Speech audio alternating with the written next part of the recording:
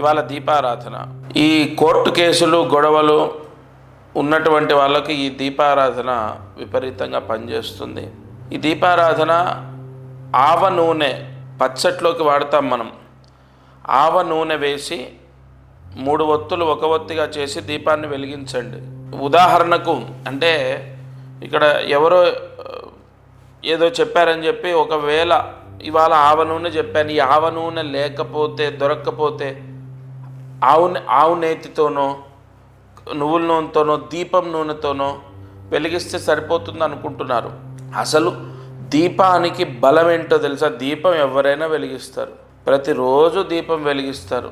మరి నాకు ప్రత్యేకత ఏంటంటే నేను చెప్పే దాంట్లో ఎక్కడ బలం ఉంది అంటే ద్రవ్యము, ఆవు నెయ్యి, కొబ్బరి నూనె, నువ్వుల నూనె, దీపం నూనె, లేదంటే కుసుమ నూనె, ఇలా ఈ ద్రవ్యములో ఉంటుంది. ఫలానా శతభిష నక్షత్రంలో ఆవ నూనెతో దీపం వెలిగిస్తే కోర్టు కేసులు, కోర్టు గొడవలు తొలగిపోతాయి.